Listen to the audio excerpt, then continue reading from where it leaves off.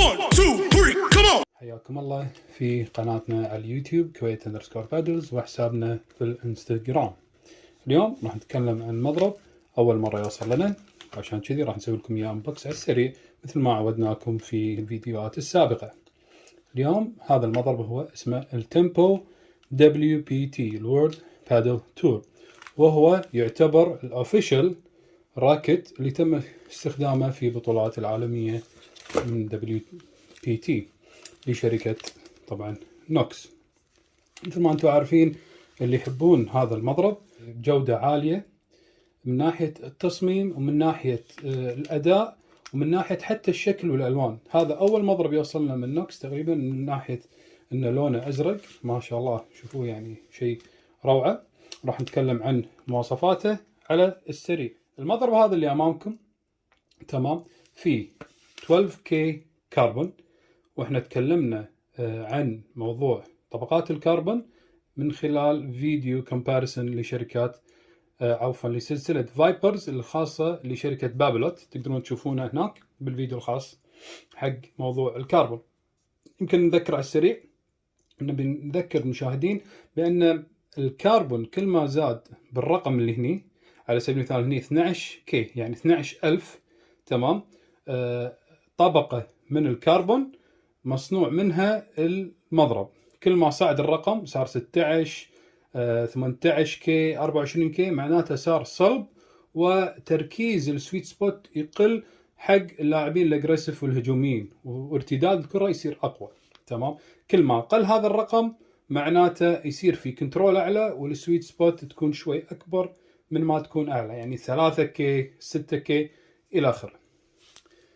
عندنا المواصفات المعتادة المتوفرة في شركة نوكس تمام، اللي هو السمارت ستراب. السمارت ستراب هو عبارة عن خيط الأمان تمام، أو الستراب سيفتي ستراب. هني هو عبارة عن ستراب تقدر تبدله من خلال عندك واحد هني إضافي إذا لا سمح الله انقطع. حلو، طبعا الوزن مكتوب هني حاليا هذا 364 جرام طالع وموزون من المصنع. وبالنسبة حق المضرب فيه انتي فايبريشن سيستم. حلو، والشكل لا ننسى نقول ان هذا هو شكل التير دروب. الكل الحين قاعد يسأل نبي مضارب تكون عالية الكنترول وعالية الباور. هذه احد المضارب صراحة اللي سمعنا عنها اخبار حلوة، احنا للحين ما جربنا، تو واصل لنا. الكنترول ماله 9.5 من 10 9.5 out of 10، والباور 9.5 out of 10.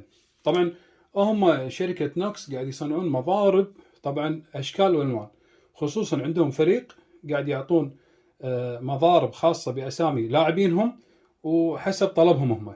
فهذا هم نقوه كونه من اللكجري سيريز، وهو الاوفيشال راكت خاص لبطولات WPT. طبعا المواصفة اللي احنا قمنا ننتبه لها الفترة السابقة ان شركة نوكس بلشت تسوي مضارب مع اكستندد جريب. الاكستندد جريب هو عبارة عن مضرب تمام يكون المسكة مالته اكبر او مضارب العادية، فهذا المضرب يكون متوفر فيه هذه الخاصية غير عن باقي المضارب.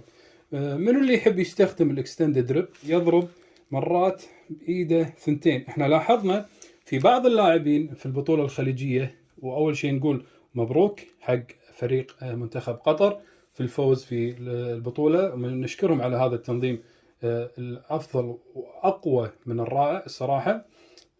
ولاحظنا يعني في لاعبين ركزنا عليهم انه يستخدمون البوث جريبس خصوصا حق الباور شوتس، وهم اتوقع غالبا هم يعني لاعبين خبرة في التنس، وهذه المواصفة مثل ما انتم شايفين اوفر جريب. فاللي حاب يعني هذه المواصفة هذه موجودة في هذا المضرب. وبالنهاية عندنا الرف سيرفس الخشنة هذه علشان القصات السلايس. نتمنى ان ما طولنا عليكم، دائما قاعد نحاول ان نكون قصار في شرح المضارب تمام. ولا تنسون يا جماعة يعني تسوون لايك وشير وسبسكرايب على قناتنا اليوتيوب. وقبل ما نسكر نبي نقول ان ترى الجنطة اللي جت صراحة مع هذا المضرب غير عن الجناط اللي احنا كنا متعودين عليها من نوكس، وهو صراحة شيء وايد حلو. وجلد طبعا ما اعتقد جلد طبيعي صراحة، ما بحثنا في هذا الموضوع، لكن يعني عندنا جناط ثانية من نوكس تكون خامة عادية تمام، لكن هذا مبين جلد وروعة. وصراحة يليق في مضرب رسمي خاص لبطولة WPT الأوفيشال راكت. يعطيكم العافية ونشوفكم على خير في فيديوهات جاية إن شاء الله. مع السلامة.